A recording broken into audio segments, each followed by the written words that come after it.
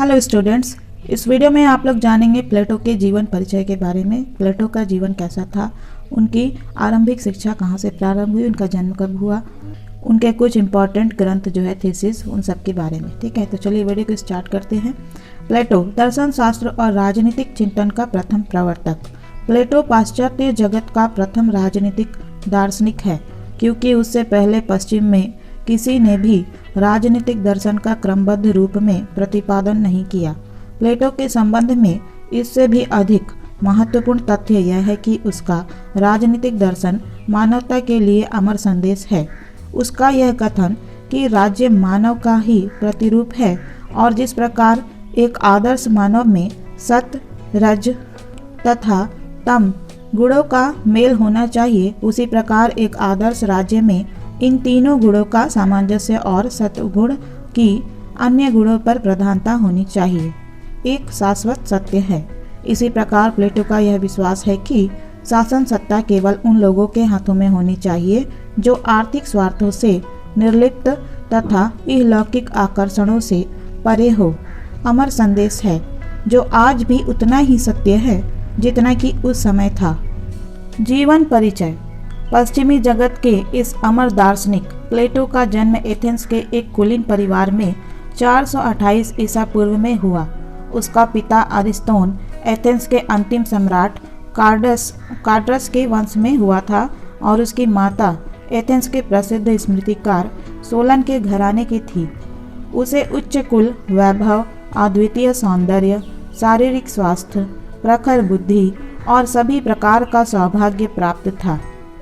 उसका यानी प्लेटो का वास्तविक नाम अरिस्टोक्लीस था, किंतु उसके खूब भरे हुए चौड़े कंधों के कारण उसके व्यायाम शिक्षक ने उसे प्लेटो नाम दिया और कालांतर में यही नाम प्रसिद्ध हो गया। प्लेटो को प्रारंभिक शिक्षा के बाद 20 वर्ष की अवस्था में सुकरात के विद्यालय में भेज दिया गया, जहां 8 वर्ष तक सुकरात के चरणों में बैठकर उसने ज्ञान अर्जन किया।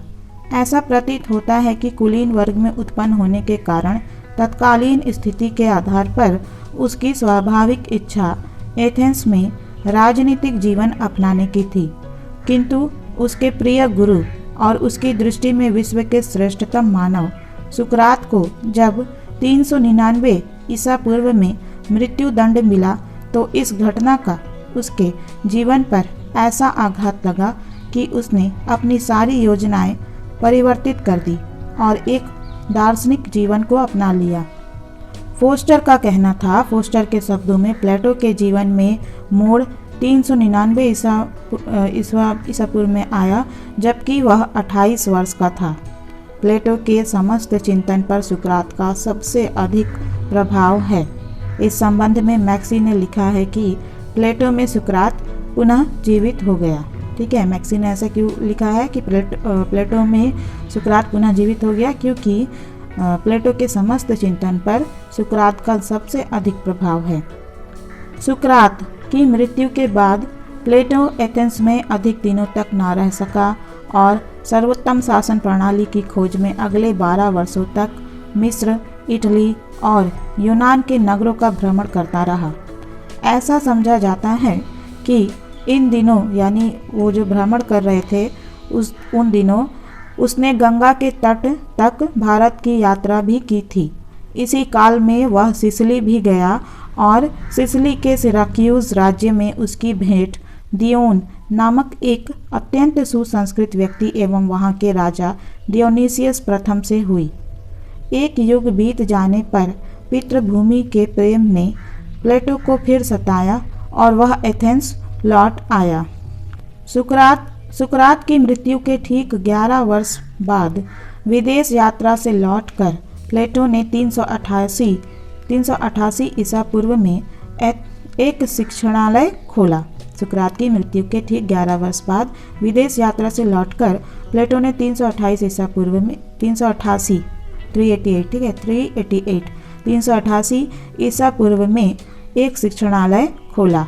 यही प्लेटो की वह प्रसिद्ध अकादमी या शिक्षण संस्था थी जिसे यूरोप का प्रथम विश्वविद्यालय कहा जा सकता है।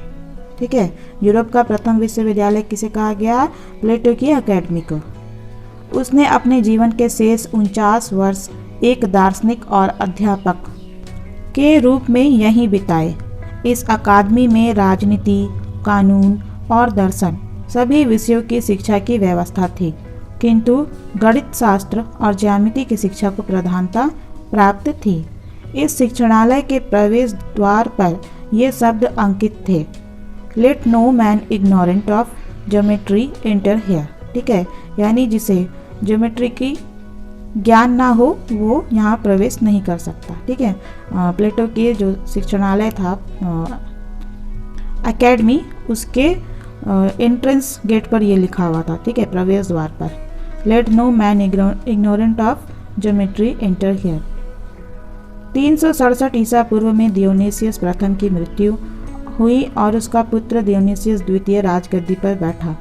इसी समय उसे दियोन से संदेश मिला कि दार्शनिक राजा के सिद्धांत को व्यवहारिक रूप प्रदान करने का अवसर आ गया है। इसमें निश्चित रूप से बड़ी संभावनाएं नहीं थी, इसलिए वह सिराक्यूज गया। प्लेटो वहां कुछ समय तक रहा, किंतु उसे विशेष सफलता नहीं मिली। इसी समय दियोनेसियस ने दियोन को सिराक्यूज से निर्वासित कर दिया। अतः दियोन के प्रश्न को लेकर दोनों के बीच एक विवाद उत्पन्न हो गया और प्लेटो 366 ईसा पूर्व में एथेंस लौट आया। इस प्रकार दार्शनिक राजा के सिद्धांत को क्रियात्मक रूप प्रदान करने में उसे सफलता नहीं मिली। 81 वर्ष की आयु में 347 ईसा पूर्व अपने पीछे अरस्तु आदि सैकड़ों शिष्यों को छोड़कर यह अमर दार्शनिक मृत्यु की गोद में सो गया। रिपब्लिक जो ग्रंथ है, रिपब्लिक प्लेटो की सर्वोत्तम कृति है। इसमें उसकी नाटकीय शैली, कवित्व और कल्पना की उड़ान का अपूर्व रूप देखने को मिलता है। इसे गणराज्य, रिपब्लिक और न्याय, कंसर्निंग जस्टिस का दूसरा शीर्षक प्राप्त है, किंतु इस आधार पर इसे राजनीति विज्ञान या विधान शास्त्र का ही ग्रंथ नहीं समझा जाना चाहिए। यह इससे बहुत अधिक भिन्न है। ठीक है, रिपब्लिक जो ग्रंथ है प्लेटो की, उसे केवल राजनीति विज्ञान या विधान शास्त्र का ही ग्रंथ नहीं समझा जाना चाहिए। यह इससे बहुत अधिक भिन्न है और इसमें समाजशास्त्रीय, आध्यात्मिक और शैक्षणिक सभी समस्याओं की विवेचना की गई है। यह तो एक प्रकार से संपूर्ण मानव जीवन का दर्शन है। वास्तविकता यह है कि प्लेटो के समय में आधुनिक काल की भांति विभिन्न शास्त्रों का पृथक पृथक अस्तित्व नहीं था। समस्त मानव जीवन एक ही शास्त्र था और रिपब्लिक में समस्त मानवीय दर्शन के विवेचन का प्रयत्न किया गया है। बारकर के शब्दों में यह मानव के संपूर्ण दर्शन की दिशा में एक प्रयास है।